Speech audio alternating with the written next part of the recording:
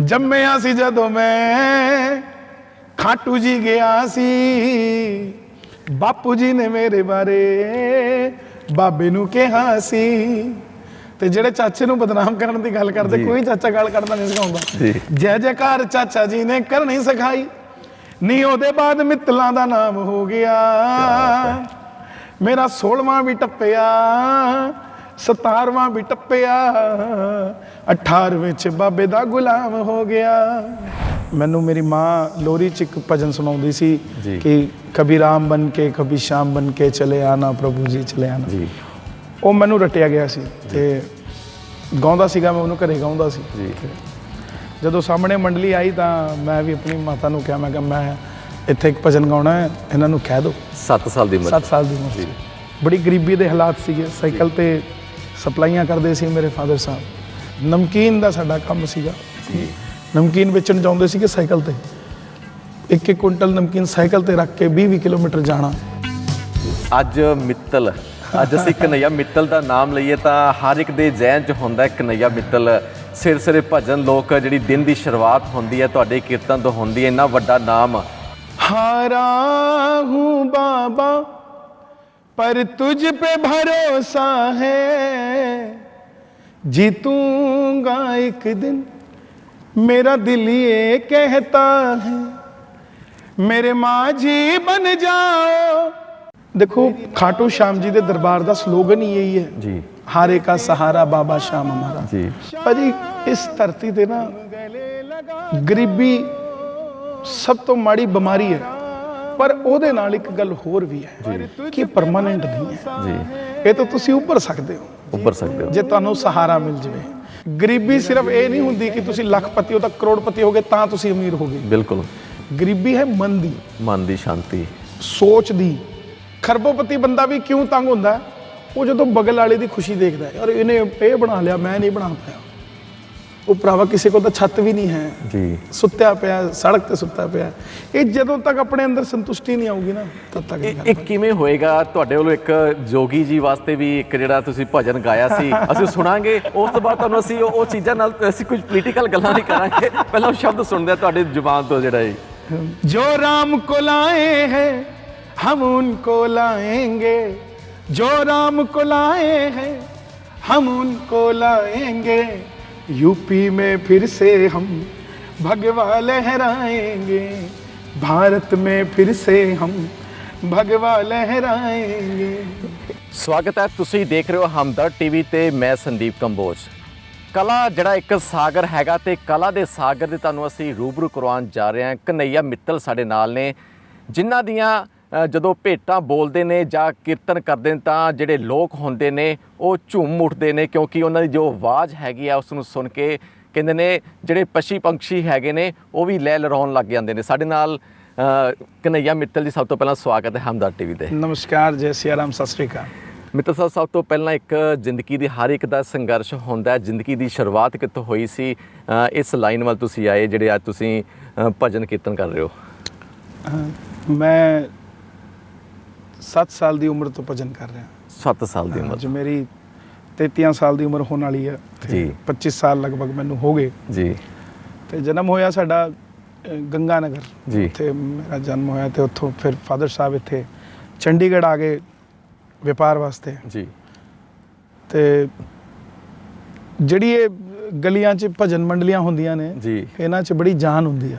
ਬਿਲਕੁਲ, ਮੈਂ ਉਹਦਾ ਇੱਕ ਐਗਜ਼ਾਮਪਲ ਹੈਗਾ ਜੀ।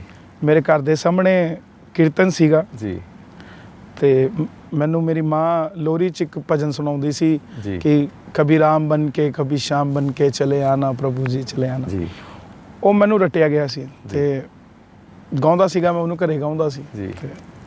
ਜਦੋਂ ਸਾਹਮਣੇ ਮੰਡਲੀ ਆਈ ਤਾਂ ਮੈਂ ਵੀ ਆਪਣੀ ਮਾਤਾ ਨੂੰ ਕਿਹਾ, ਮੈਂ ਕਿਹਾ ਮੈਂ ਇੱਥੇ ਇੱਕ ਭਜਨ ਗਾਉਣਾ ਹੈ, ਇਹਨਾਂ ਨੂੰ ਕਹਿ ਦਿਓ। 7 ਸਾਲ ਦੀ ਉਮਰ 7 ਸਾਲ ਦੀ ਉਮਰ ਸੀ।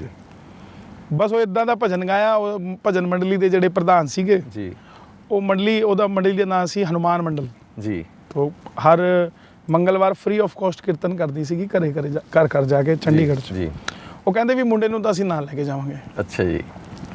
ਮਾਤਾ ਕਹਿੰਦੀ ਵੀ ਸਾਡੀ ਮਾਲੀ ਹਾਲਤ ਇੰਨੀ ਚੰਗੀ ਨਹੀਂ ਹੈ ਕਿ ਅਸੀਂ ਭੇਜ ਸਕੀਏ ਇਹਨੂੰ। ਬਿਲਕੁਲ। ਤੇ ਇਹਦੇ ਫਾਦਰ ਸਾਹਿਬ ਵੀ ਮਿਹਨਤ ਕਰਦੇ ਨੇ। ਉਸ ਟਾਈਮ ਬੜੀ ਗਰੀਬੀ ਦੇ ਹਾਲਾਤ ਸੀਗੇ, ਸਾਈਕਲ ਤੇ ਸਪਲਾਈਆਂ ਕਰਦੇ ਸੀ ਮੇਰੇ ਫਾਦਰ ਸਾਹਿਬ।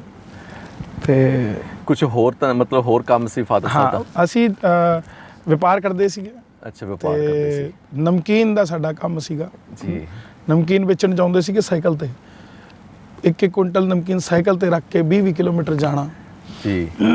ਤੇ ਮਾਤਾ ਨੇ ਅਸੀਂ ਮਿਲ ਕੇ ਉਹਨੂੰ ਪੈਕਿੰਗ ਕਰਨੀ, ਤੇ ਬਸ ਗਰੀਬੀ ਦੇ ਹਾਲਾਤ ਕੱਟ ਰਹੇ ਸੀ। ਕਈ ਵਾਰੀ ਮਤਲਬ ਪਿਤਾ ਦੇ ਸਾਈਕਲ ਨੂੰ ਧੱਕਾ ਲਾਣਾ, ਤੁਸੀਂ ਵੀ ਨਾਲ ਚੱਲਦੇ ਹੋਣੇ ਕਿਸੇ ਸਮੇਂ? ਨਹੀਂ, ਥੈਲੇ ਰੱਖਣੇ ਉੱਤੇ ਲਾਣੇ, ਸਭ ਕੁਝ ਅਸੀਂ ਕਰਿਆ। ਤੇ ਰਾਤ ਨੂੰ ਇੰਤਜ਼ਾਰ ਕਰਦੇ ਰਹਿਣਾ, ਆਉਣਗੇ ਪਿਤਾ ਜੀ।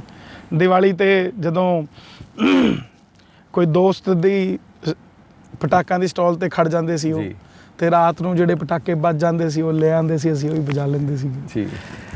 ਤੇ ਫਿਲਹਾਲ ਉਹ ਅਸੀਂ ਮੈਂ ਮੰਗਲਵਾਰ ਨੂੰ ਕੀਰਤਨ 'ਚ ਜਾਣਾ ਸ਼ੁਰੂ ਕਰਤਾ ਜੀ, ਤੇ ਉਹੀ ਰੂਟੀਨ ਚੱਲਦੀ ਰਹੀ 97 ਤੋਂ 2016 ਤੱਕ ਜੀ। ਮੈਂ ਫ੍ਰੀ ਆਫ ਕਾਸਟ ਕੀਰਤਨ ਕੀਤਾ ਜੀ, ਨਿਸ਼ਕਾਮ ਭਾਵ ਨਾਲ, ਜਿੱਥੇ ਵੀ ਗਏ ਅਸੀਂ ਉਹ ਕੀਤਾ। ਤੇ 2017 'ਚ ਮੈਂ ਇਸ ਲਾਈਨ ਨੂੰ ਪ੍ਰੋਫੈਸ਼ਨਲੀ ਅਡਾਪਟ ਕੀਤਾ, ਤੇ 17 ਤੋਂ ਲੈ ਕੇ ਹੁਣ।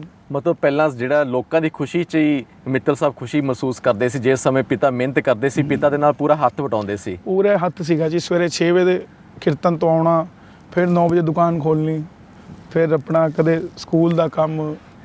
ਤੇ ਅੱਜ ਮਿੱਤਲ, ਅੱਜ ਅਸੀਂ ਕਨਈਆ ਮਿੱਤਲ ਦਾ ਨਾਮ ਲਈਏ ਤਾਂ ਹਰ ਇੱਕ ਦੇ ਜ਼ਿਹਨ 'ਚ ਹੁੰਦਾ ਕਨਈਆ ਮਿੱਤਲ। ਸਿਰ ਸਿਰੇ ਭਜਨ ਲੋਕ, ਜਿਹੜੀ ਦਿਨ ਦੀ ਸ਼ੁਰੂਆਤ ਹੁੰਦੀ ਹੈ ਤੁਹਾਡੇ ਕੀਰਤਨ ਤੋਂ ਹੁੰਦੀ ਹੈ, ਇੰਨਾ ਵੱਡਾ ਨਾਮ। ਕਿੰਨੇ ਸਮਾਂ ਤੁਸੀਂ ਜਿਹੜਾ ਇਹ ਨਾਮ ਜਿਹੜਾ ਕਿ ਉਸ ਤੋਂ ਬਾਅਦ ਤੁਸੀਂ ਸ਼ੁਰੂਆਤ ਕੀਤੀ, ਤੇ ਜਿਹੜਾ ਇਹ ਲੋਕ ਤੁਹਾਨੂੰ ਖਾਟੂ ਸ਼ਾਮ ਤੁਸੀਂ ਸੇਵਾ ਕਰ ਰਹੇ ਹੋ, ਕਿੰਨਾ ਸਮਾਂ ਹੋ ਚੁੱਕਿਆ ਹੈ? ਮੈਂ ਉਹੀ ਦੱਸਿਆ ਤੁਹਾਨੂੰ ਕਿ 97 ਤੋਂ ਮੈਂ ਹਨੂੰਮਾਨ ਜੀ ਦੇ ਭਜਨ ਕਰ ਰਿਹਾ ਸੀ। 2002 ਤੋਂ 2001-2 ਤੋਂ ਮੈਂ ਖਾਟੂ ਸ਼ਾਮ ਜੀ ਤੋਂ ਜੁੜਿਆ ਜੀ। ਤੇ ਨੰਦ ਕਿਸ਼ੋਰ ਨੰਦੂ ਜੀ ਉਸ ਟਾਈਮ ਹੁੰਦੇ ਸੀਗੇ, ਉਹ ਹੁਣੇ ਵੀ ਨੇ, ਭਜਨ ਕਰਦੇ ਨੇ, ਗੁਰੂ ਸਮਾਨ ਨੇ ਸਾਡੇ। ਤੇ ਉਹ ਪੂਰੇ ਭਾਰਤ 'ਚ ਉਹਨਾਂ ਨੇ ਯਾਤਰਾ ਕੱਢੀ ਸੀ। ਉਹਦੇ 'ਚ ਉਹ ਚੰਡੀਗੜ੍ਹ ਵੀ ਆਏ ਸੀ ਜੀ, ਤਾਂ ਅਸੀਂ ਸਾਰੇ ਗਏ ਉਹਨਾਂ ਨੂੰ ਦੇਖਣ। ਅਸੀਂ ਸਮਝਦੇ ਸੀ ਇਹੀ ਖਾਟੂ ਸ਼ਾਮ ਜੀ ਨੇ। ਅੱਛਾ ਜੀ। ਜਿੱਦਾਂ ਲੋਕਾਂ ਨੂੰ ਹੁਣ ਕਦੇ ਕਦੇ ਸਾਡਾ ਵੀ ਲੱਗਦਾ ਸੀ ਕਿਤੇ ਜਾਂਦੇ ਤਾਂ ਕਹਿੰਦੇ ਕੋਈ ਖਾਟੂ ਸ਼ਾਮ ਜੀ ਆਏ ਨੇ, ਤੁਹਾਡੇ ਨਾਮ ਨਾਲ ਜਾਣਦੇ ਨੇ। ਤਾਂ ਅਸੀਂ ਵੀ ਚੱਲ ਗਏ, ਉਹਨਾਂ ਤੋਂ ਇੰਨਾ ਪ੍ਰਭਾਵਿਤ ਹੋਇਆ। ਮੈਂ ਕਿਹਾ ਯਾਰ ਨਹੀਂ, ਭਜਨ ਆਪਾਂ ਵੀ ਕਰਨੇ ਆ, ਖਾਟੂ ਸ਼ਾਮ ਜੀ ਦੇ ਭਜਨ ਗਾਵਾਂਗੇ। ਅੱਛਾ ਜੀ। ਤਾਂ 2002 'ਚ ਮੈਂ ਚੰਡੀਗੜ੍ਹ 'ਚ 108 ਕੀਰਤਨ ਕਰਨ ਦਾ ਪ੍ਰਣ ਲਿਆ। ਮੈਂ ਘਰ ਘਰ ਜਾ ਕੇ ਲੋਕਾਂ ਨੂੰ ਦੱਸੂਗਾ ਖਾਟੂ ਸ਼ਾਮ ਜੀ ਕੌਣ। ਅੱਛਾ ਜੀ। ਮਾਚਿਸ ਦੀ ਤਿੱਲੀ ਵੀ ਮੈਂ ਘਰੋਂ ਲੈ ਕੇ ਜਾਂਦਾ ਸੀਗਾ। ਅੱਛਾ ਜੀ। ਕੁਝ ਨਹੀਂ ਕਹਿੰਦਾ ਸੀ ਉਹਨਾਂ ਨੂੰ, ਕਹਿੰਦਾ ਸੀ ਬਸ ਮੈਨੂੰ ਥਾਂ ਦੇ ਦਿਓ ਤੇ ਤੁਹਾਡੇ ਘਰ ਦੇ 4 ਜੀਵ ਲਾ ਲਓ ਜਿਨ੍ਹਾਂ ਨੂੰ ਮੈਂ ਭਜਨ ਸੁਣਾਦਾ, ਤੇ ਉਹਨਾਂ ਨੂੰ ਸੁਣਾ ਕੇ ਫਿਰ ਮੈਂ ਆਪਣੇ ਘਰ ਆਉਂਦਾ ਸੀਗਾ। ਮੈਂ 108 ਕੀਰਤਨ ਜਦੋਂ ਸ਼ੁਰੂ ਕੀਤੇ ਤਾਂ ਸੋਚਦਾ ਸੀਗਾ ਕੌਣ ਕਰਾਊਗਾ। ਅੱਛਾ ਜੀ। ਪਰ ਪ੍ਰਮਾਤਮਾ ਦੀ, ਖਾਟੂ ਸ਼ਾਮ ਜੀ ਦੀ ਕਿਰਪਾ ਨਾਲ 1 ਸਾਲ 'ਚ ਅਸੀਂ 108 ਪੂਰੇ ਕੀਤੇ। ਵੀ ਜਿਹੜੀ ਪ੍ਰਮਾਤਮਾ ਦੀ ਬਖਸ਼ਿਸ਼ ਹੈ ਜਿਹੀ ਹੋਈ, ਉਹ ਲੋਕੀ ਜੁੜ ਗਏ ਉਹਦੇ ਨਾਲ, ਮੇਰਾ ਸ਼ਹਿਰ ਜੁੜ ਗਿਆ। ਇੱਕ ਜ਼ਿੰਦਗੀ 'ਚ ਜਦੋਂ ਸ਼ੁਰੂਆਤ ਕੀਤੀ, ਇੱਕ ਭਜਨ ਜਿਹੜਾ ਤੁਸੀਂ ਆਪਦੇ ਜ਼ਿੰਦਗੀ ਦੇ ਨਾਲ ਜੋੜ ਕੇ ਵੀ ਸ਼ਾਇਦ ਗਾਇਆ ਸੀ, ਹਾਰੇ, ਉਹ ਅਸੀਂ ਸੁਣਨਾ ਚਾਹਾਂਗੇ। ਸ਼ੁਰੂਆਤ ਹੀ ਉੱਥੋਂ ਕਰਨਾ ਚਾਹਾਂਗੇ ਜਿਹੜੀ ਤੁਹਾਡੀ ਜ਼ਿੰਦਗੀ ਦੀ ਸ਼ੁਰੂਆਤ ਹੈਗੀ ਸੀ। ਦੇਖੀਏ 2017 'ਚ ਸੂਰਤ ਧਾਮ ਵਾਸਤੇ ਜੀ ਮੈਂ ਕੀਰਤਨ ਕਰਨ ਲਈ ਗਿਆ ਸੀ ਜੀ, ਤੇ ਉਹ ਪ੍ਰੋਫੈਸ਼ਨਲੀ ਮੇਰਾ ਪਹਿਲਾ ਪ੍ਰੋਗਰਾਮ ਸੀਗਾ ਜੀ। ਤੇ ਉੱਥੇ ਉਹਦੇ ਵਾਸਤੇ ਮੈਂ ਲਿਖਿਆ ਸੀ ਕਿ ਵੀ ਮੈਂ ਪੇਮੈਂਟ ਲੈ ਰਿਹਾ, ਪੈਸਾ ਲੈ ਰਿਹਾ ਬਾਬਾ, 19 ਸਾਲ ਤੋਂ ਮੈਂ ਫ੍ਰੀ ਗਾਇਆ ਜੀ।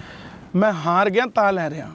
ਹਾਰ ਗਏ ਜ਼ਿੰਦਗੀ ਤੋਂ, ਹਾਰ ਕੇ ਮੈਨੂੰ ਸਮਝ ਨਹੀਂ ਆ ਰਹੀ ਕਿ ਮੈਂ ਵਪਾਰ ਕਰਾਂ ਕਿ ਭਜਨ ਕਰਾਂ ਜੀ, ਤੇ ਮੈਂ ਹਾਰ ਕੇ ਭਜਨ ਲਿਖ ਰਿਹਾ ਜੀ।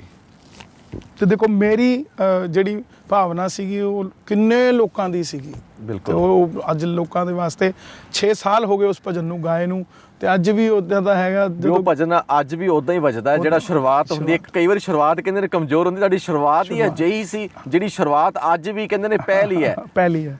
ਤਾਂ ਮੈਂ ਸੁਣਾ ਦਿੰਦਾ ਜੀ 2 ਲਾਈਨਾਂ। ਹਾਰਾ ਹੂੰ ਬਾਬਾ पर तुझ पे भरोसा है, जीतूंगा एक दिन मेरा दिल ये कहता है। मेरे माझी बन जाओ, मेरी नाव चला जाओ, बेटे को बाबा शाम तुम गले लगा जाओ। हारा हूँ बाबा पर तुझ पे भरोसा है, जीतूंगा एक दिन मेरा दिल ये कहता है। बड़ा अच्छा सुनाया। ਜਿਹੜੇ ਲੋਕ ਮਿਹਨਤ ਕਰਨਾ ਛੱਡ ਜਾਂਦੇ ਨੇ, ਸੋਚਦੇ ਨੇ ਕਿ ਅਸੀਂ ਸ਼ਾਇਦ ਕਾਮਯਾਬ ਹੋਵਾਂਗੇ ਜਾਂ ਨਾ ਹੋਵਾਂਗੇ। ਦੇਖੋ ਖਾਟੂ ਸ਼ਾਮ ਜੀ ਦੇ ਦਰਬਾਰ ਦਾ ਸਲੋਗਨ ਹੀ ਇਹੀ ਹੈ ਜੀ ਹਾਰੇ ਕਾ ਸਹਾਰਾ ਬਾਬਾ ਸ਼ਾਮ ਹਮਾਰਾ ਜੀ। ਹੁਣੇ 10 ਦਿਨਾਂ ਪਿੱਛੇ ਦਿੱਲੀ ਦੀ ਕੁੜੀ ਜੀ ਜਿਹਦੇ 12ਵੀਂ ਚ 85% ਮਾਰਕਸ ਆਏ, 80 ਜੀ ਉਹਨੇ ਸੁਸਾਈਡ ਕਰ ਲਿਆ ਭਾਜੀ ਜੀ ਕਿ ਉਹਦੇ 95% ਕਿਉਂ ਨਹੀਂ ਆਏ। ਜੀ ਖਬਰ ਵੀ ਆਈ ਸੀ। ਹਾਂ ਜੀ। ਤੇ ਮੈਂ ਉਹਨਾਂ ਲੋਕਾਂ ਵਾਸਤੇ ਗਾਉਣਾ ਚਾਹੁੰਦਾ ਕਿ ਯਾਰ ਜ਼ਿੰਦਗੀ 'ਚ ਹਾਰੋ ਨਾ। ਜੀ ਜਿਹੜਾ ਆਈਐਸ ਦੀ ਤਿਆਰੀ ਕਰਾਉਂਦਾ ਹੈ, ਜੀ ਜੀ ਉਹ ਆਈਐਸ ਨਹੀਂ ਹੁੰਦਾ, ਨਹੀਂ ਹੁੰਦਾ ਉਹ ਟੀਚਰ ਹੁੰਦਾ ਹੈ। ਜੀ। ਤੇ ਉਹ ਇਸ ਕਰਕੇ ਪੜ੍ਹਾ ਦਿੰਦਾ ਹੈ, ਇਸ ਕਰਕੇ ਆਈਐਸ ਬਣਾ ਦਿੰਦਾ ਹੈ ਕਿ ਉਹ ਹਾਰੀ ਹੋਈ ਬਾਜੀ ਤੋਂ ਸਿੱਖਿਆ ਹੁੰਦਾ ਹੈ। ਜੀ ਬਿਲਕੁਲ। ਤੇ ਉਹ ਚੀਜ਼ ਸਾਨੂੰ ਸਿਖਾਉਂਦੀ ਹੈ ਕਿ ਵੀ ਤੁਸੀਂ ਜੇ ਜਿੱਤ ਜਾਓਗੇ ਤਾਂ ਕਿੰਗ ਬਣ ਸਕਦੇ ਹੋ, ਜੀ ਜੇ ਹਾਰ ਗਏ ਤਾਂ ਤੁਸੀਂ ਕਿੰਗ ਮੇਕਰ ਬਣ ਸਕਦੇ ਹੋ। ਬਿਲਕੁਲ। ਪਰ ਆਪਣੀ ਬਾਜੀ ਨੂੰ ਇਹ ਨਾ ਸੋਚੋ ਕਿ ਮੈਂ ਹਾਰ ਗਿਆ, ਫਿਨਿਸ਼ ਹੋ ਗਈ।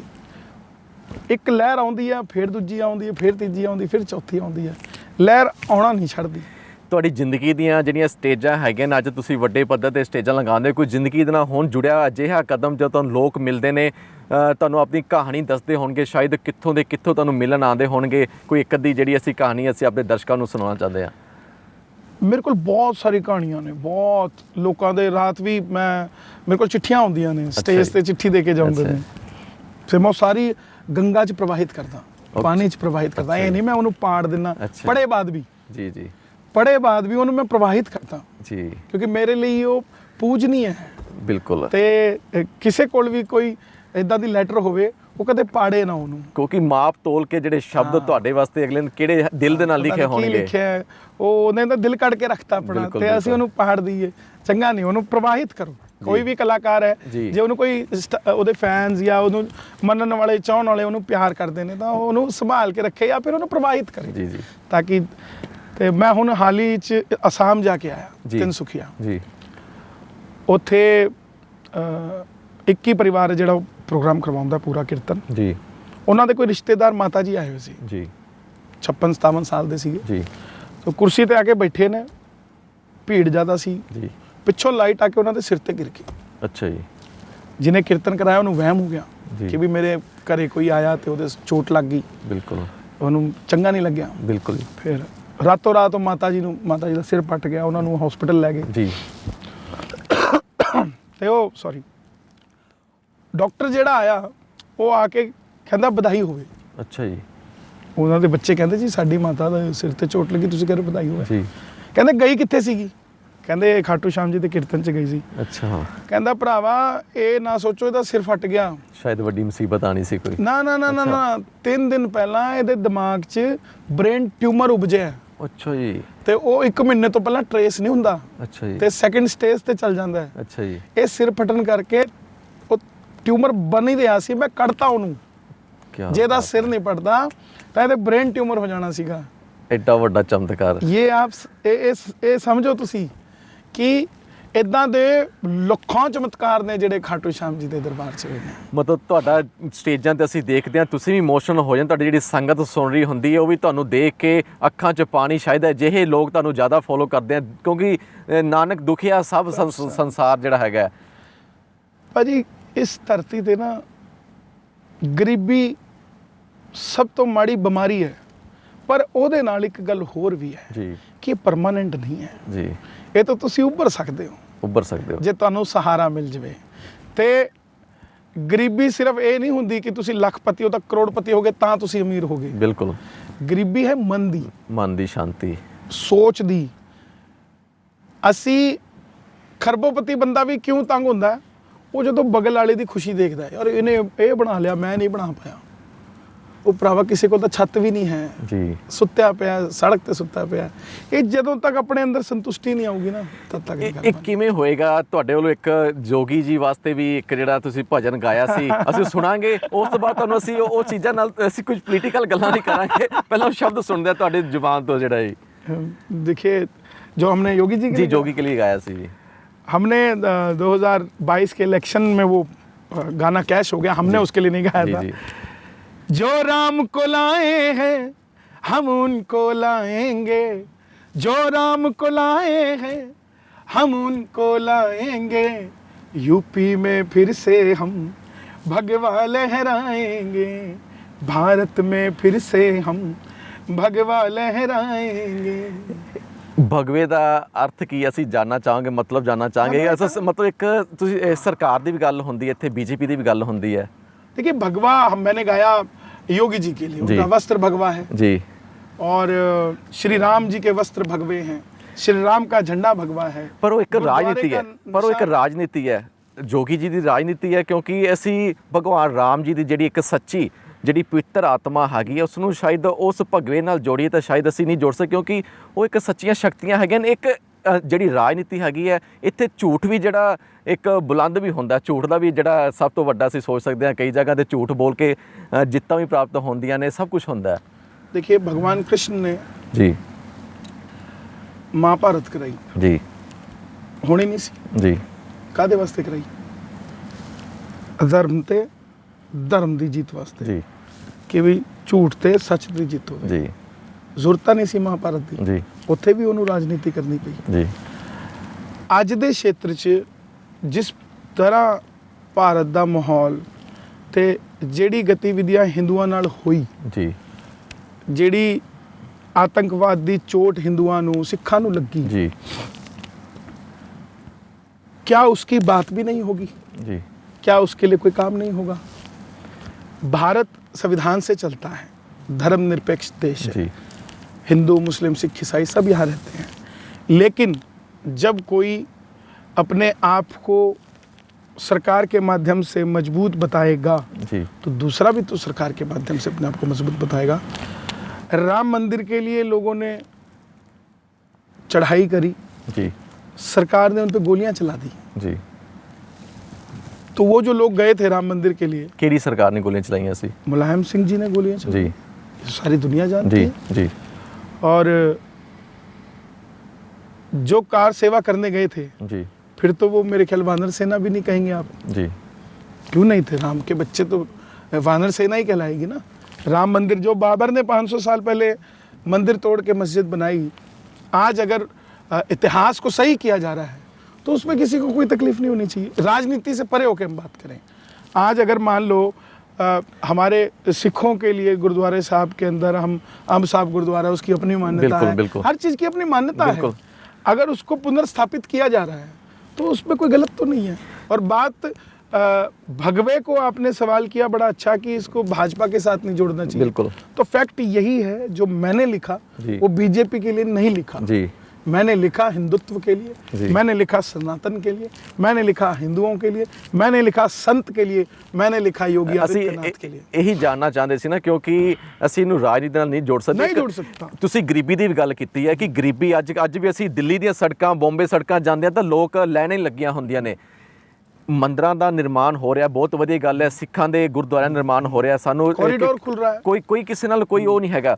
ਪਰ ਗਰੀਬੀ ਜਿਹੜੀ ਹੈਗੀ ਹੈ, ਜੇਕਰ ਪਹਿਲਾਂ ਗਰੀਬੀ ਦੇ ਵੱਲ ਥੋੜਾ ਜਿਹਾ ਧਿਆਨ ਜ਼ਿਆਦਾ ਸਰਕਾਰਾਂ ਦੇਣ, ਜਿਹੜੇ ਲੋਕ ਸ਼ਾਇਦ ਕਿੰਨੇ % ਲੋਕ ਅੱਜ ਵੀ ਸ਼ਾਇਦ ਭੁੱਖੇ ਸੌਂਦੇ ਹੋਣਗੇ ਸੜਕਾਂ ਤੇ, ਛੱਤ ਤੇ ਚਲੋ ਦੂਰ ਦੀ ਗੱਲ ਰਹੇਗੀ, ਉਹਨਾਂ ਦੇ ਉੱਪਰ ਵੀ ਵਿਚਾਰ ਹੋਣਾ ਚਾਹੀਦਾ ਹੈ। ਸਰ ਇੱਕ ਸਮੇਂ ਥਾ ਜੀ, ਜਦੋਂ ਭਾਰਤ 'ਚ 370 ਆਰਟੀਕਲ ਕੰਮ ਕਰ ਰਿਹਾ ਸੀ। ਬਿਲਕੁਲ। ਗਰੀਬੀ ਤਾਂ ਉਸ ਟਾਈਮ ਵੀ ਬਹੁਤ ਸੀ, ਪਰ ਸਿਰਫ ਸ਼੍ਰੀਨਗਰ ਨੂੰ ਅਲੱਗ ਤੋਂ ਪੈਸੇ, ਅਲੱਗ ਤੋਂ ਸਮਾਨ ਕਿਉਂ ਮਿਲਦਾ ਸੀ? ਜੀ, ਕਿਉਂ ਮਿਲਦਾ ਸੀ? ਇਹ ਸਰਕਾਰਾਂ ਦੀ ਕੀਤੀਆਂ ਕੁਰੀਤੀਆਂ ਨੇ। ਤੇ 130 ਕਰੋੜ 135 ਕਰੋੜ ਜਿੱਥੇ ਜਨਸੰਖਿਆ ਹੈ, ਅਮਰੀਕਾ ਦੀ ਪੂਰੀ ਪੋਪੂਲੇਸ਼ਨ ਲਾ ਲਓ ਤੇ ਯੂਪੀ ਦੀ ਅਕੇਲੀ ਦੀ ਪੋਪੂਲੇਸ਼ਨ ਲਾ ਲਓ, ਸ਼ਾਇਦ ਪੋਪੂਲੇਸ਼ਨ ਦੀ ਕੰਟਰੋਲ ਕਰਨਾ ਚਾਹੀਦਾ ਹੈ। ਆਪਾਂ ਨੂੰ ਜਨਸੰਖਿਆ ਕੰਟਰੋਲ ਕਰਨ ਕਿਉਂ ਸਰਕਾਰਾਂ ਹੀ ਕਰਨਗੀਆਂ? ਸਰਕਾਰਾਂ ਕਰਨਗੀਆਂ। ਉਹ ਹੁਣ ਕਿਹਨੂੰ ਕਵੇ? ਉਹ ਵੀ ਮੁਸਲਮਾਨ ਨੂੰ ਕਵੇ ਤਾਂ ਕਹਿਣਗੇ ਮੁਸਲਮਾਨਾਂ ਨੂੰ ਟਾਰਗੇਟ ਕਰ ਰਹੇ ਆ। ਹਿੰਦੂ ਤਾਂ ਆਪਣੇ 2 ਬੱਚਿਆਂ ਤੋਂ 3 ਬੱਚਿਆਂ ਤੋਂ ਨਹੀਂ, ਵਨ ਮੈਨ ਜਿਹੜਾ ਰੂਲ ਬਣਾਉਣ, ਹਰ ਇੱਕ ਬੰਦੇ ਵਾਸਤੇ ਰੂਲ ਸੇਮ ਹੋਵੇ, ਇਹਦੇ 'ਚ ਕੋਈ ਇਸ਼ੂ ਨਹੀਂ ਹੈਗਾ। ਨਹੀਂ ਮੰਨਦੇ ਨਹੀਂ ਨਾ, ਫਿਰ ਉਹ ਕਰਦੇ ਅਰਾਜਕਤਾ ਕਰਦੇ ਵੀ ਜੀ। ਹਿੰਦੂ ਆਪਣੀ ਗੱਲ ਕਰਦੇ, ਉਹ ਕਿਤੇ ਨਾ ਕਿਤੇ ਕੀ ਹੈ, ਸਰਕਾਰ ਨੂੰ ਸਪੋਰਟ ਪਰ ਹਿੰਦੂ ਕਰਦੇ ਨੇ। ਅਗਰ ਅਸੀਂ ਪਹਿਲਾਂ ਦੇਖੀਏ ਤਾਂ ਕਾਂਗਰਸ ਦੇ ਵੀ ਲਗਾਤਾਰ ਕਹਿੰਦੇ ਨੇ ਕਿ ਜਦੋਂ ਦੀ ਬੀਜੇਪੀ ਸਰਕਾਰ ਆਈ ਹੈ 6 ਮਹੀਨੇ, ਕਹਿੰਦੇ ਹਿੰਦੂ ਤਾਂ ਜ਼ਿਆਦਾ ਹੋਇਆ, ਪਹਿਲਾਂ ਅਜਿਹਾ ਨਹੀਂ ਸੀ। ਕਿਸੇ ਧਰਮ ਨੂੰ ਖਤਰਾ ਤਾਂ ਨਹੀਂ ਹੈਗਾ, ਨਾ ਤਾਂ ਸਿੱਖ ਧਰਮ ਨੂੰ ਖਤਰਾ, ਨਾ ਹੀ ਹਿੰਦੂ ਧਰਮ ਨੂੰ ਖਤਰਾ ਹੈਗਾ ਕਿਤੋਂ ਸ਼ਾਇਦ। देखिए खतरा किसी को नहीं होता जी। एक कमरे के अंदर 4 धर्म के लोग बैठे हैं जी, जनसंख्या के अकॉर्डिंग जी, 2 सिखों के बैठे, 4 मुसलमान बैठे, 4 ईसाई बैठे जी, और 50 हिंदू बैठे जी। जब नारा लगेगा ना चारों का जी, तो आवाज एक जैसी है बिल्कुल, मगर पॉपुलेशन ज्यादा है तो जिसकी ज्यादा पॉपुलेशन है उसको लगेगा ये हुंकार रहा है जी। मैंने भी जय श्री राम बोला है जी, ऐसे ही बोला है जी, उन्होंने भी वाहेगुरु बोला जी। है, उन्होंने भी अल्लाह अकबर बोला, उसने भी जीसस क्राइस्ट का नाम। लेकिन जिसकी पॉपुलेशन ज्यादा है जी, वो धीरे भी बोलेगा तो भी आवाज ज्यादा ही लगेगी ना। बिल्कुल। आज हिंदुत्व का जो बात कर रहे हैं, आज हिंदू अपनी बात करने लग गया, बस पहले बोलता ही नहीं था। ਕੋਈ ਅਗਰੈਸਿਵ ਹੋਇਆ ਹਿੰਦੂ ਬਤਾਓ ਕਹਾਂ ਪਰ ਦੇਸ਼ ਦੇ ਵਿੱਚ ਮਹਿੰਗਾਈ ਬਹੁਤ ਜ਼ਿਆਦਾ ਹੈਗੀ, ਤੁਸੀਂ ਵੀ ਦੇਖ ਰਹੇ ਹੋ ਕਿੱਥੇ ਜਿਹੜੀਆਂ ਰਸੋਈ ਘਰ ਦੀਆਂ ਚੀਜ਼ਾਂ ਦੀ ਗੱਲ ਕਰੀਏ ਅਸਮਾਨ ਨੂੰ ਛੂਰੀਆਂ ਨੇ, ਜਿਹੜੀਆਂ ਆਪਾਂ ਲੋਕਾਂ ਦੇ ਚੁੱਲ੍ਹੇ ਜਿਹੜੇ ਸੀ ਸ਼ਾਇਦ ਹੁਣ ਉਹ ਹੀ ਲੱਕੜਾਂ ਤੇ ਆ ਜਾਣਗੇ ਸ਼ਾਇਦ ਕੁਝ ਸਮੇਂ। ਮੈਂ ਤਾਂ ਚਾਹੁੰਦਾ ਇੱਕ ਤੁਸੀਂ ਜਿਹੜਾ ਭਜਨ ਇੱਕ ਜਿਹੜਾ ਸ਼ਬਦ ਹੈਗੇ ਨੇ ਤੁਸੀਂ ਇਸ ਚੀਜ਼ ਤੇ ਵੀ ਲਿਖੋ ਕਿ ਸਰਕਾਰਾਂ ਨੂੰ ਇਸ ਚੀਜ਼ ਦਾ ਵੀ ਜਿਹੜਾ ਜ਼ਹਿਨ 'ਚ ਜਾਏ ਕਿ ਵਾਕਈ ਮਹਿੰਗਾਈ ਹੈਗੀ। ਤੁਸੀਂ ਗਰਾਊਂਡ ਜ਼ੀਰੋ ਜੁੜੇ ਹੋ, ਤੁਸੀਂ ਲੋਕਾਂ ਦੀਆਂ ਮੁਸ਼ਕਲਾਂ ਦੇਖਦੇ ਰਹਿੰਦੇ ਹੋ। ये आपका सुझाव अच्छा है और इस पे मैं ज़रूर काम करूँगा। ਇੱਕ ਸ਼ਬਦ ਜ਼ਰੂਰ ਸਾਡੇ ਇੱਕ ਹਮਦਰਦ ਟੀਵੀ ਦੇ ਕਹਿਣ ਤੇ ਤੁਸੀਂ ਇਹ ਸ਼ਬਦ ਜ਼ਰੂਰ अभी लिख देंगे हम। ਜੇ ਅਭੀ ਹੁਣੇ ਹੋ ਸਕਦਾ ਤਾਂ ਹੁਣੇ ਇੱਕ ਜੇਕਰ ਨਾਲ ਦੀ ਨਾਲ ਤੁਸੀਂ ਤਾਂ ਨਾਲ ਦੀ ਨਾਲ ਹੀ ਕਿਸੇ ਵੀ ਚੀਜ਼ ਦੀ ਕੰਪੋਜੀਸ਼ਨ ਕਰ ਦਿੰਦੇ ਹੋ ਕਿਉਂਕਿ महंगाई मिटा दो जी, ਜੀ बेरोजगारी मिटा दो जी, अपने हो अपने तो ਜੀ ये भरम मिटा दो जी, अपने हो अपनों का ये भरम मिटा दो जी। ਬਹੁਤ ਵਧੀਆ। ਤੁਸੀਂ ਨਾਲ ਨਾਲ ਇੱਕ ਅਸੀਂ ਇੱਥੇ ਇਹ ਵੀ ਜ਼ਿਕਰ ਕਰਨਾ ਚਾਹਾਂਗੇ ਜਦੋਂ ਭਾਜਪਾ ਸਰਕਾਰ ਆਈ ਸੀ, ਕਿਉਂਕਿ ਲੋਕਾਂ ਦੇ ਆਪਾਂ ਸਰਕਾਰ ਦੀ ਗੱਲ ਨਹੀਂ ਕਰ ਰਹੇ ਕਿਉਂਕਿ ਤੁਸੀਂ ਇੱਕ ਲੋਕਾਂ ਦੇ ਨਾਲ ਜੁੜੇ ਹੋ, ਸ਼ਾਇਦ ਤੁਹਾਡੇ ਨਾਲ ਕਿੰਨੇ ਮਿਲੀਅਨ ਲੋਕ ਤੁਹਾਨੂੰ ਸੁਣਦੇ ਨੇ ਰੋਜ਼ਾਨਾ ਦੀ ਤਰ੍ਹਾਂ। ਲੋਕਾਂ ਦੇ ਖਾਤੇ ਖੁੱਲ੍ਹੇ ਸੀ ਜਦੋਂ ਡਿਜੀਟਲ ਇੰਡੀਆ ਦੀ ਗੱਲ ਹੋਈ ਸੀ ਤਾਂ ਸਰਕਾਰ ਦੇ ਵੱਲੋਂ ਇੱਕ ਗੱਲ ਆਈ ਸੀ ਕਿ ਹਰ ਕਿਸੇ ਦੇ ਖਾਤੇ ਦੇ ਵਿੱਚ 15 ਲੱਖ ਰੁਪਈਆ ਆਏਗਾ ਤੇ ਸਰਕਾਰ ਦਾ 6ਵਾਂ ਜਿਹੜਾ ਸਮਾਂ ਹੋ ਚੁੱਕਿਆ, 6ਵਾਂ ਸਾਲ ਲੱਗ ਚੁੱਕਿਆ, 6ਵੇਂ ਦੇ 7ਵਾਂ ਸਾਲ, ਮਤਲਬ ਉਹ ਵੀ ਕਿਤੇ ਨਾ ਕਿਤੇ ਹਾਲੇ ਲੋਕ ਉਸ ਚੀਜ਼ ਤੋਂ ਹੀ ਵਾਂਝੇ ਹੈਗੇ ਨੇ। ਲੋਕਾਂ ਨੇ ਖਾਤੇ ਤਾਂ ਖਿਲਾ ਲਏ, ਸ਼ਾਇਦ ਲੋਕਾਂ ਕੋਲ ਖਾਤੇ ਮੇਨਟੇਨ करना तो पैसा नहीं है। इसमें देखो, इसमें तो कोई भाजपा का प्रवक्ता ही आपको इसका सवाल जवाब दे सकता है, लेकिन शब्द तो मैं देखिए मैं उसके अंदर एक चीज बता सकता हूँ आपको। आपने कहा है कि मैं ग्राउंड से जुड़ा जी जी, मैंने कभी किसी भिखारी को जी या पैरों से अपंग आदमी को जी भीख मांगते को जी बैंक में खड़ा नहीं देखा जी। आज उसका भी उसमें खाता है जी। वो अगर 200 रुपये भीख मांगता है तो अपने खाते में डाल लेता है, नहीं तो उसी को वो कहीं रखने की उसके पास जगह नहीं होती थी। जिस लाइन के अंदर आप और हम सार्वजनिक रूप से खड़े होते थे वहाँ उसकी जगह भी नहीं थी। आज अगर वो वहाँ जाकर खड़ा हो गया है तो क्या वो निगलेक्ट कर देनी चाहिए चीज़ें? क्या वो नहीं देखनी चाहिए? ਉਸ ਸਮੇਂ ਨੋਟਬੰਦੀ ਵੀ ਹੋਈ ਸੀ, ਲੋਕਾਂ ਦੇ ਹਾਹਾਕਾਰ ਮੱਚੀ ਸੀ, ਤਾਂ ਹੁਣ 2000 ਦਾ ਨੋਟ ਲੋਕ ਫਿਰ ਉਹ ਲਾਈਨਾਂ ਚ ਲਾ ਕੇ ਡਿਜੀਟਲ ਇੰਡੀਆ ਦੇ ਵਿੱਚ ਫਿਰ ਲਾਈਨਾਂ ਜਿਹੜੀਆਂ ਫਿਰ ਸ਼ੁਰੂਆਤ ਹੋ ਚੁੱਕੀ है। भारत के अंदर ताला बाद में बनता है, पहले चाबी बनती है जी। हर चीज का रास्ता कोई ना कोई कहीं ना कहीं निकाल लेता है। सरकारें अपना काम कर रही जी। हैं और फिर से उन्होंने 2000 का नोट बैन किया है, कोई उनको मजा तो आ नहीं रहा जी। अब खर्चा कितना खर्चा भी होता है हर चीज पे, आप समझिए ना बिल्कुल कि अगर वो उसको बैन कर रही है जी। तो कितना ब्लैक मनी निकलेगा जी। 100% निकलेगा जी। और बार बार करे जी। आप बैंक वालों से बात करिए, वो आपको इस चीज़ के बारे में बिल्कुल अपनी राय देंगे कि ये बड़ा ज़बरदस्त हुआ है जी। तो ये अच्छी चीज़ है, गलत नहीं है। ਸਿੱਖ ਧਰਮ ਦੀ ਗੱਲ ਕਰੀਏ, ਸਿੱਖ ਧਰਮ ਨੂੰ ਤੁਸੀਂ ਕਿੱਦਾਂ ਦੇਖਦੇ ਹੋ? ਕਿਉਂਕਿ ਹਰ ਅਸੀਂ ਬਾਬੇ ਨਾਨਕ ਦਾ ਜਿਹੜਾ ਸ਼ਬਦ ਹੈਗਾ ਮਾਨਸ ਕੀ ਜਾਤ ਸਿਰਫ ਸਭ ਇੱਕ ਪਹਿਚਾਨਬੋ। देखिए मैं सिर्फ सिख धर्म के बारे में इतना ही जानता हूँ जी जी। ज़्यादा मुझे ज्ञान नहीं, ना मुझे गुरबाणी का ज्ञान है, इसलिए मैं कोई शब्द ऐसा नहीं बोलना चाहूँगा कि मैं अपने नंबर बनाने के लिए, टीआरपी के लिए मैं कुछ भी बोल जाऊँ जी। मैं बचपन से गुरुद्वारा साहब जाता आया जी। वहाँ की मर्यादा, वहाँ के तौर तरीके को मैं नमन करता आया जी। सबसे अच्छी बात जो गुरु साहब हमें समझा के गए कि मिल के रहो, वंड के छको जी। ते ਉਹਦਾ ਸਿਮਰਨ ਕਰਦੇ ਰਹੋ ਜੀ।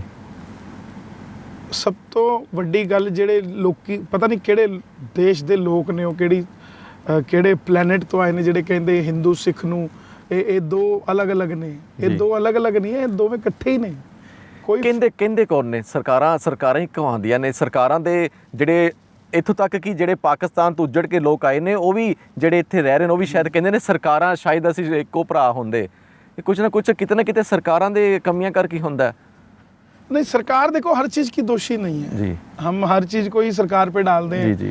ये तो एक जुमला कहूंगा कि कोई भी दिक्कत हुई वो सरकार पे डाल दो। बिल्कुल। सरकार क्या कर रही है? बेरोजगारी है, सरकार क्या कर रही है? बच्चे पढ़ ही नहीं रहे तो सरकार कहां से नौकरी दे देगी उन्हें? है जी जी। तो हर चीज को सरकार के ऊपर नहीं डाल सकते, ये अपनी मानसिकता है। अब आतंकवाद अगर पाकिस्तान के अंदर है तो सरकार थोड़ा ना उसको बना रही है, खुद भी उसको सरकार उससे पनाह ਦੇ ਸਕती ਹੈ, ਲੇਕਿन ਮੈਨੂਫੈਕਚਰਿੰਗ ਤਾਂ ਕहीं ਨਾ ਕहीं ਮਾਨਸਿਕਤਾ ਸੇ ਹੋਈ। ਜੋਗੀ ਜੀ ਦਾ ਤੁਸੀਂ ਉਹਨਾਂ ਨੂੰ ਸਮਰਪਿਤ ਗਾਣਾ ਲਿਖਿਆ ਸੀ। ਹੁਣ ਪੰਜਾਬ 'ਚ ਇਲੈਕਸ਼ਨ ਹੈਗੇ ਨੇ ਤੇ ਪੰਜਾਬ ਦੇ ਵਿੱਚ ਫਿਰ ਯੋਗੀ ਜੀ ਨੂੰ ਚਰਨ ਪਾਓਗੇ ਤੇ ਯੋਗੀ ਦੀ ਸਰਕਾਰ ਵੀ ਚਾਹੋਗੇ ਕਿ बीजेपी सरकार बने पंजाब 'ਚ? नहीं, देखिए ऐसा मेरा कोई ऐसा वो नहीं है। मैं तो सिर्फ इतनी बात करता हूँ, अगर आम आदमी पार्टी की सरकार है वो भी अगर हिंदुओं के हित के लिए वैष्णो देवी के लिए बसें चलाती है, सालासर खाटू श्याम चलाती है, मैं उनके लिए भी गा दूंगा। मुझे क्या दिक्कत है? मैं जो हूँ मैं सिर्फ और सिर्फ जोड़ने की बात करता हूँ। हर आदमी जुड़े, और जो हमारे धर्म से जुड़ रहा है या सिख धर्म से जुड़ रहा है एक ही बात है, कोई फर्क नहीं है।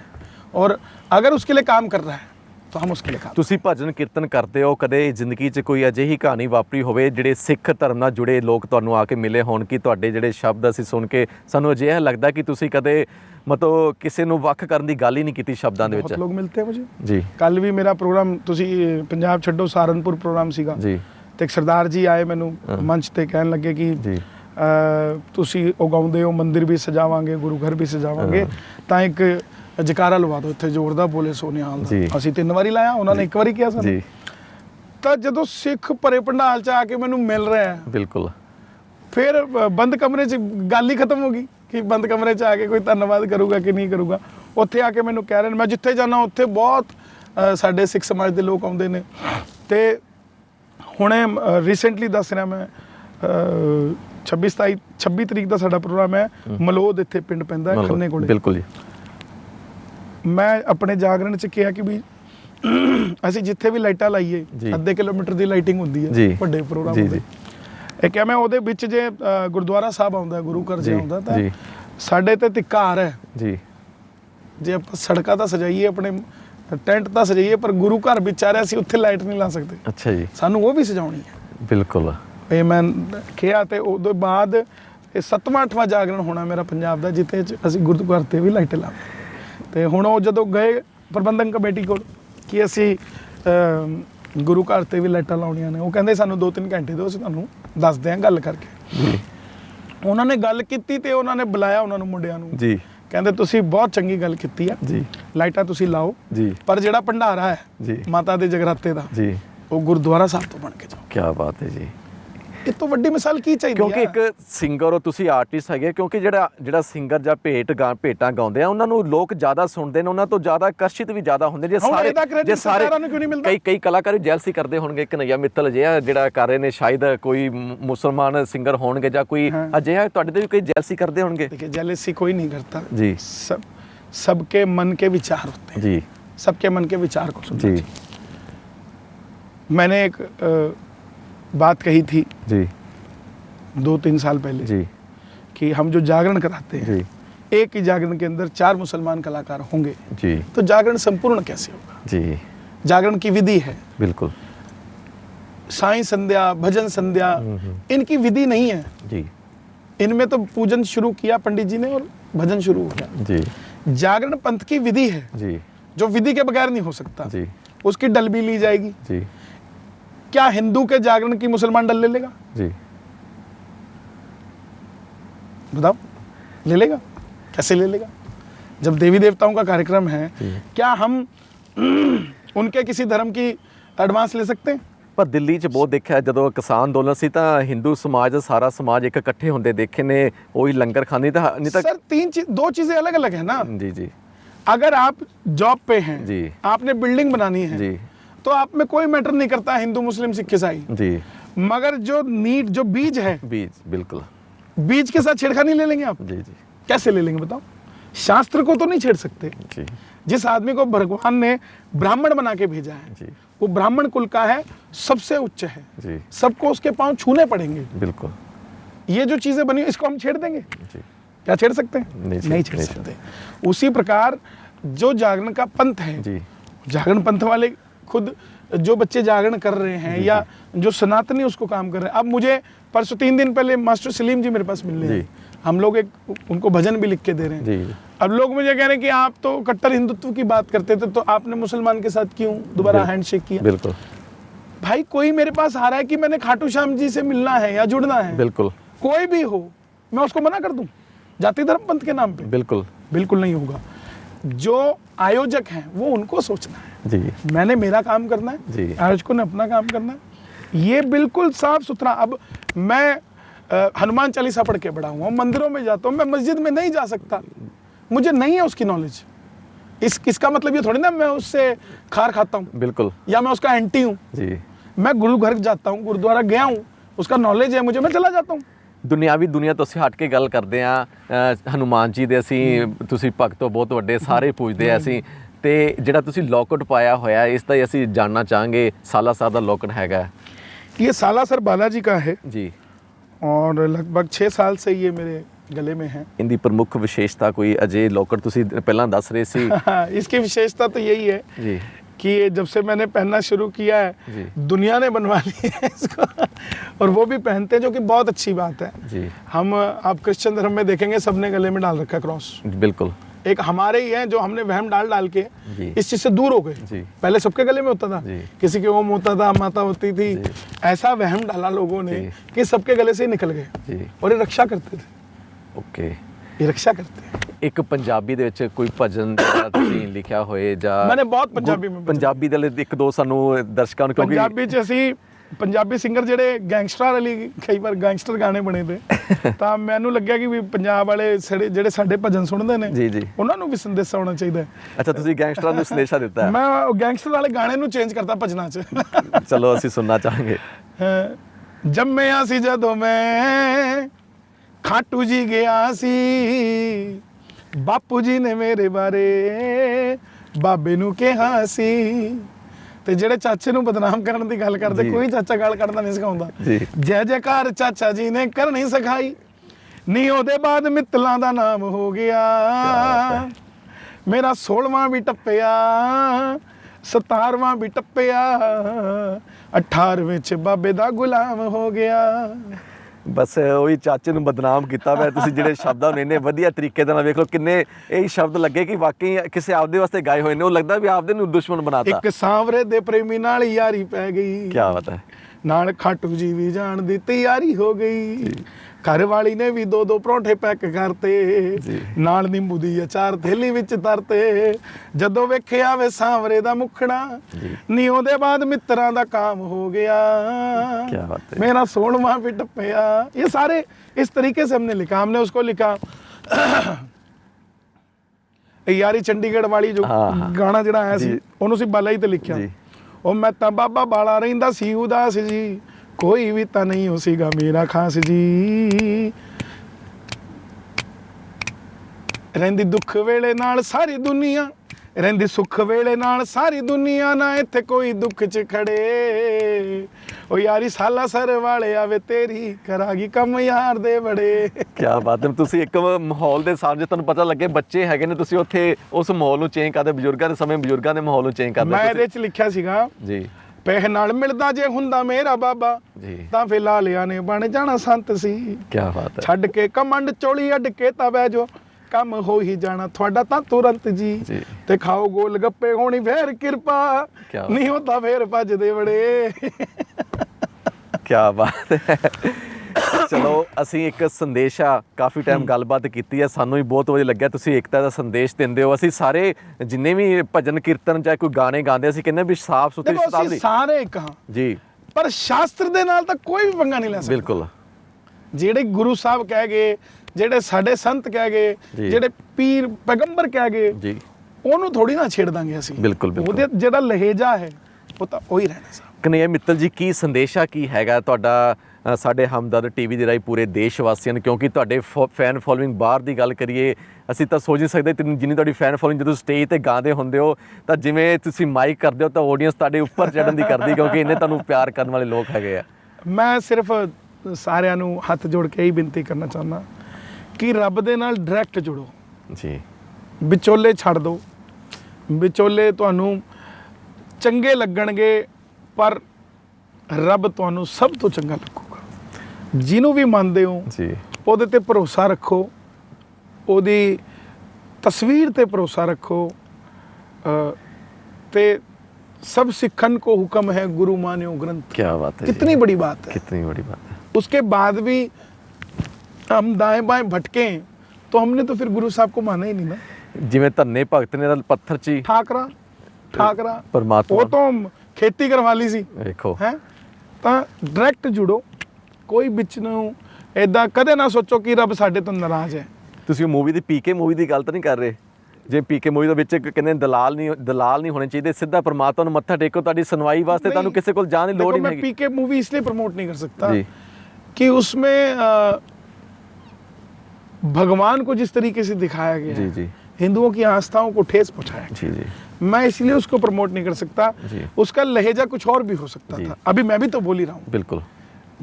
मैं कैसे उसकी कटाक्ष कैसे ਬਹੁਤ ਕੁਝ ਹੈ ਜੇ ਮਟੀਰੀਅਲ ਹੈਗਾ ਜਿਹੜਾ ਸ਼ਾਇਦ ਅਸੀਂ ਉਸ ਨੂੰ ਨਹੀਂ ਜੋੜ फिर ਸਕਦੇ। बराबर दिखाना चाहिए था ना। नहीं बिल्कुल, सारे धर्मों में कहीं ना कहीं कुछ है, बिल्कुल फिर पार्शलिटी क्यों करी?